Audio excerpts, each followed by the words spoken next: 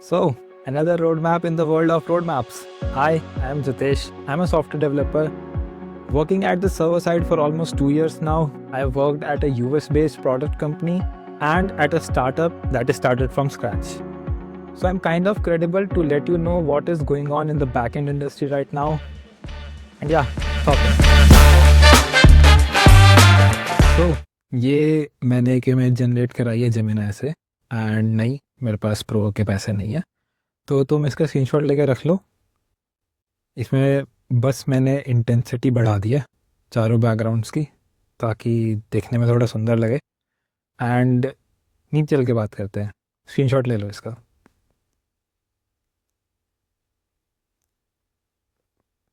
Okay, तो अच्छा, उससे पहले एक बात ऊपर कर लेते हैं कि यहाँ पे बिगनर, इंटरमीडिएट, एडवांस का मतलब क्या है। बिगनर इज़ जो अभी फ्रेशर है,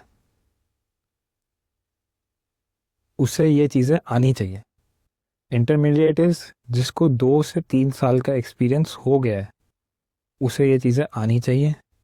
जिसको 3 से 5 साल का एक्सपीरियंस है, उसको ये चीज़ें आनी चाहिए। एंड टू बी ऑनेस्ट, इसमें फ़र्क नहीं पड़ता। इसमें तुम्हारा 1 से 7 साल तक का भी जा सकता है एक्सपीरियंस, क्योंकि इसमें एआई भी इन्वॉल्व है। देन मतलब तुम अपनी मर्ज़ी से कर सकते हो, ये इसमें कुछ वो नहीं है। बट ये चीज़ें एक्सपीरियंस के साथ साथ ही सीखो, क्योंकि ये बहुत टाइम टेकिंग प्रोसेस है। ये तुम एक रात में नहीं सीख जाओगे सब कुछ। तो यहाँ पे बिगनर से शुरू करते हैं। सबसे पहले तो लैंग्वेज फंडामेंटल्स। सबसे पहले देखो, एक लैंग्वेज चूज़ कर लो। जावास्क्रिप्ट कर लो, पाइथन कर लो, ये भर क्यों गया, पाइथन कर लो, जावा कर लो, या भाई तुम सी प्लस प्लस कर लो। बस कोई एक कर लो, कोई भी एक लैंग्वेज चूज़ करो। अगर तुम स्टार्ट कर रहे हो, आई वुड रिकमेंड जावास्क्रिप्ट या पाइथन में से कोई एक चूज़ कर लो। बहुत ईजी है सीखना, दिक्कत नहीं होगी ज़्यादा। एंड ऐसा कुछ नहीं है कि अगर तुमने जावा सीखी तो तुम जावास्क्रिप्ट बहुत आसानी से सीख लोगे। ऐसा कुछ नहीं है। अगर तुमने जावास्क्रिप्ट सीखी तो तुम जावा सीखने में बहुत मुश्किल होगी। मेरे को सिर्फ जावास्क्रिप्ट आती थी, मैंने जॉब में आके जावा सीखी एंड मैं 2 साल से जावा में ही काम कर रहा हूँ, तो कोई दिक्कत नहीं है। बेसिक्स ऑफ डेटाबेस, कोई एक डेटाबेस सीख लो, सीक्वल या नो सीक्वल। अब अगर तुम्हें नो सीक्वल का मतलब नहीं पता, नो प्रॉब्लम। सीक्वल तुमने सुना होगा, माई एसक्यूएल स्कूल में पढ़ाते हैं बहुत अच्छे से। बस इसके बेसिक्स पढ़ लो कि क्या होता है, डेटा कैसे स्टोर होता है, कैसा दिखता है एक टेबल। माई सीक्वल की थोड़ी बहुत कमांड सीख लो एंड उतना काफ़ी है स्टार्ट करने के लिए। एक फ्रेमवर्क चूज़ करो। अब डिपेंडिंग ऑन तुम्हारी लैंग्वेज क्या है, तुम अपना फ्रेमवर्क चूज़ करोगे। अगर तुमने जावास्क्रिप्ट लिया है तो तुम नोड जेएस चूज़ कर सकते हो। अगर तुमने पाइथन ली है तो तुम जैंगो यू चूज़ कर सकते हो। अगर तुमने जावा ली है तो तुम स्प्रिंग बूट चूज़ कर सकते हो। एंड डिमांड तीनों की है, जो भी अच्छे से करोगे उसमें जॉब मिल जाएगी। तीनों के लिए बहुत सारी जॉब्स हैं, कोई उसमें दिक्कत नहीं है। ORMs, ऑब्जेक्ट रिलेशनल मॉडल्स, ये कुछ नहीं है, ये बस एक टेक्निक है जिससे तुम अपने सर्वर से डेटाबेस में डेटा स्टोर कर सकते हो। अब जैसे मान लो ये तुम्हारा सर्वर है, इसमें ढेर सारे बटन्स हैं। इससे तुम्हें अपने डेटाबेस में अगर डेटा स्टोर करना है तो कैसे करोगे। तो उस प्रोसेस को इजी करने के लिए यहाँ पे ORMs होते हैं। ये क्या हो रहा है, उस प्रोसेस को इजी करने के लिए यहाँ पे ORMs होते हैं। एंड कुछ नहीं है, ये बस तुम्हें कुछ स्पेसिफिक फंक्शंस प्रोवाइड करते हैं, जैसे कि सेव या फिर अपडेट। डिपेंडिंग ऑन तुमने कौन सा ORM चूज़ किया है, तुम इसका यूज़ करके डेटाबेस में डेटा सेव कर पाओगे। अगर तुम्हारा नोड जेएस सर्वर है एंड माई एसक्यूएल तुम डेटाबेस यूज़ कर रहे हो, देन आई वुड रिकमेंड कि तुम या तो प्रिज्मा चूज़ कर सकते हो या सीक्वलाइज।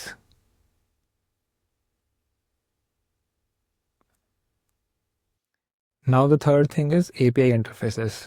अब मोस्टली इसमें रेस्ट से ही शुरू करते हैं, मैं भी कहूँगा रेस्ट से ही करो, सबसे ज़्यादा फेमस यही है। सोप हम XML में यूज़ करते थे, ज़रूरत नहीं है। GraphQL तुम बाद में सीख लोगे, gRPC भी सीख लोगे। RPC मतलब gRPC होता है, बस ये गूगल के लिए जी। एंड वेब सॉकेट्स भी तुम सीख लोगे। शुरू यहीं से करो। गिट एंड गिटहब ये बहुत ज़रूरी है अगर तुम्हें किसी के भी साथ काम करना है या फिर अपनी एक हिस्ट्री मेंटेन करनी है। ये एक तरीके से तुम्हारी कोड की वर्जनिंग कर देता है एंड तुम कभी भी अपने कोड के पुराने वर्जन पे शिफ्ट कर सकते हो। एक बार इसकी वीडियो देखो, ज़्यादा कुछ नहीं है, आधे घंटे की वीडियो होगी यूट्यूब पे, सब समझ जाओगे। एंड जब तुम ये सारा कुछ सीख लो, एपीआईज बना लो, डेटा सेव कर लो, गिटहब समझ जाओ, डेटाबेस समझ जाओ, जावा मतलब जावास्क्रिप्ट या जावा कोई भी लैंग्वेज कि तुम फंडामेंटल सीख जाओ, तो तुम एक प्रोजेक्ट बना लोगे, एक सुंदर सा अच्छा सा बैकएंड का प्रोजेक्ट। एंड बेसिक डिप्लॉयमेंट सीख लो कि डॉकर कैसे यूज़ होता है। एंड AWS इज़ ऑप्शनल, अगर तुम्हें नहीं आता होगा एज बिगनर कोई दिक्कत नहीं है, डॉकर सीख लो, बैकएंड डेवलपर हो, थोड़ा तो सीख लो। तो अच्छा, एक पॉइंट बीच में कि हम भी अपनी एक सीरीज़ ला रहे होंगे जिसमें हम बैकएंड पढ़ाएंगे। ज़्यादा थ्योरी नहीं होगी, बोर करने के लिए नहीं पढ़ा रहा मैं, प्रैक्टिकल चीज़ें होंगी। मैंने जो जो सीखा है मैं वो सब सिखाऊंगा।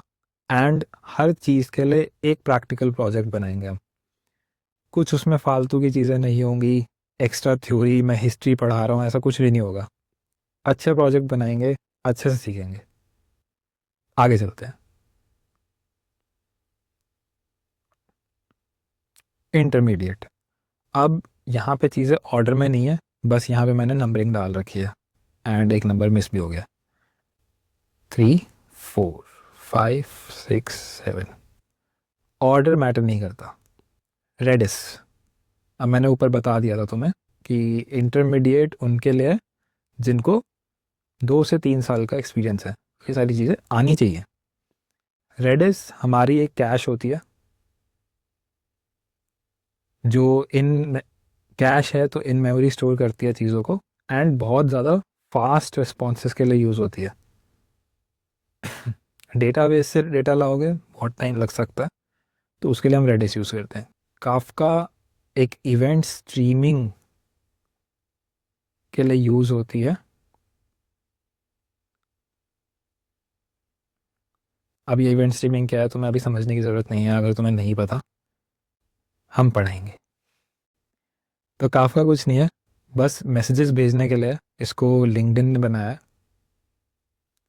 एंड ये एश्योर करती है कि 99% एश्योरेंस ये देती है तुम्हारा डेटा पहुंचेगा। देन इसके जैसा ही है रैबिट MQ, बुल MQ, ये भी मैसेज क्यूज़ हैं, एक क्यू की तरह काम करते हैं। यहाँ से तुम पब्लिश करोगे मैसेज, यहाँ पे कोई ना कोई सब्सक्राइबर होगा जो उसे कंज्यूम करके जो भी उसे प्रोसेसिंग करनी है वो कर सकता है,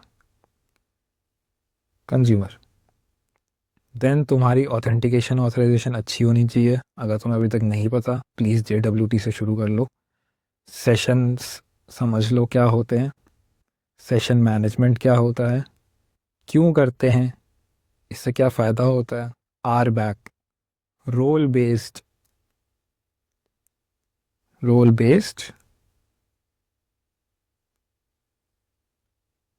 एक्सेस कंट्रोल। अब ये क्या है, ऑथराइजेशन का ही पार्ट है, लेकिन हम इसमें डिफरेंट पॉलिसीज़ बनाते हैं फॉर डिफरेंट यूज़र्स, जिसमें हम ये डिसाइड करते हैं किस यूज़र को कौन सा रोल मिलेगा, उस रोल के पास कौन सी प्रिविलेजेस हैं, तो उस हिसाब से हम यूज़र को मैनेज करते हैं। इसका भी एक तरीका है, इसलिए ये एक अलग टॉपिक है एंड ये काफ़ी ज़रूरी हो जाता है अगर तुम 2-3 साल बिता चुके हो as a back end developer. AWS के फीचर्स पता होने चाहिए, AWS की सर्विसेज पता होनी चाहिए, जैसे S3, इलास्टिक बीन, रेडशिफ्ट भी एक डेटाबेस ही है, बहुत ज़्यादा नहीं है लेकिन बहुत ज़्यादा हैंडलिंग के लिए यूज़ होता है, ये बहुत ज़्यादा थ्रूपुट है इसका। इलास्टिक सर्च, इसमें मैंने भी बहुत काम किया है। ये बेसिकली इसको मैं बोलूँगा द सर्च।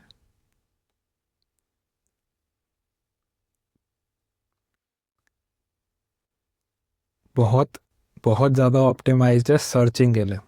इसको हम पढ़ेंगे अपने कोर्स में एंड सब्सक्राइब कर सकते हो। अगर तुम्हें देखना है कि आगे हम क्या पढ़ने वाले हैं। एडवांस्ड। अब ये इसमें भी ऑर्डर मैटर नहीं करता।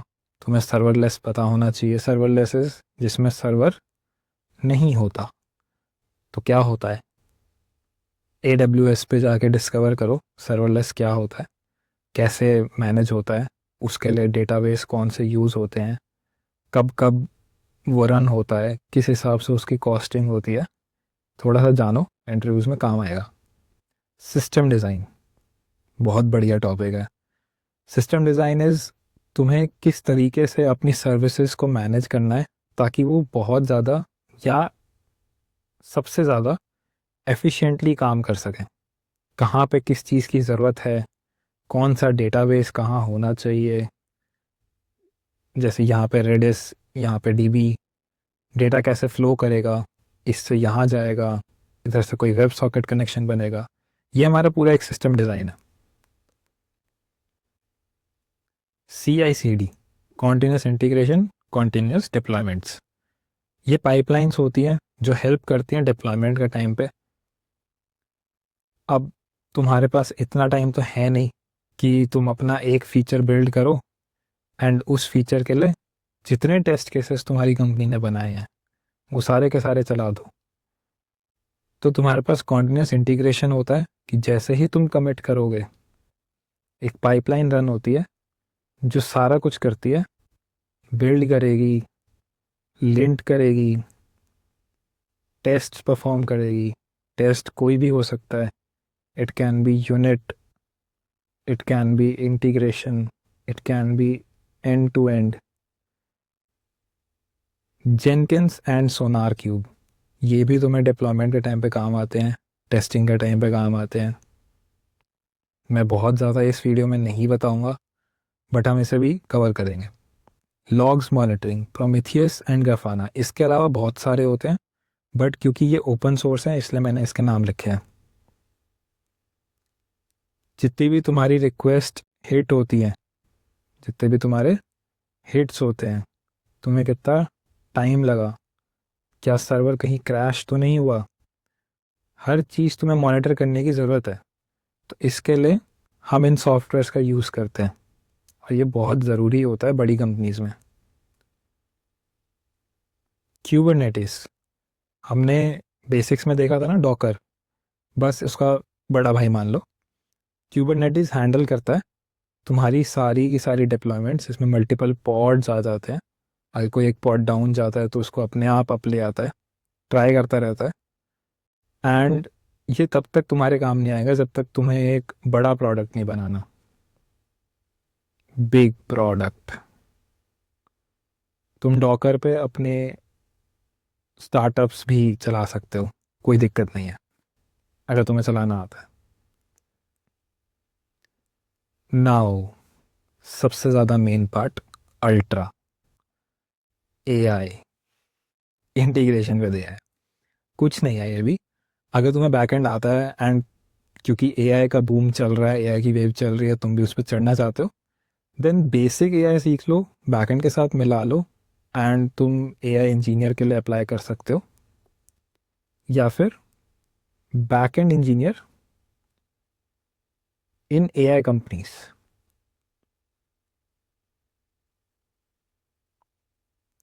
डॉक्टर जैसी हैंडराइटिंग कोई नहीं लिखेगा। अब इसमें तुम्हें क्या आना चाहिए?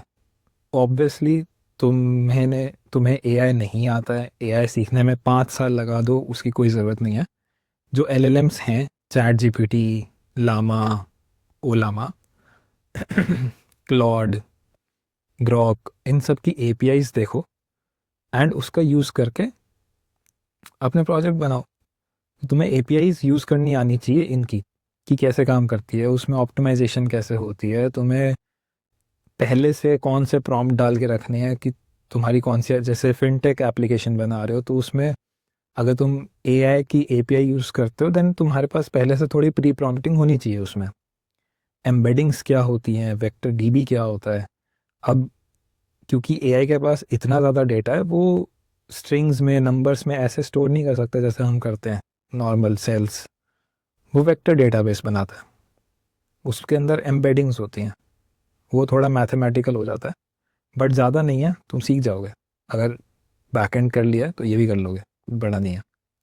रैग मॉडल्स सुप्रीम चीज़, सर्चिंग में काम आता है। जैसे तुम जब अपना डॉक्यूमेंट अपलोड करते हो जेमिनाई पे, या छोड़ो चैट जीपीटी पे, तो वो क्या करता है, वो उसको वेक्टर डीबी में डालता है, उसकी एम्बेडिंग्स बनाता है, एंड उसके बाद उससे रीड करता है।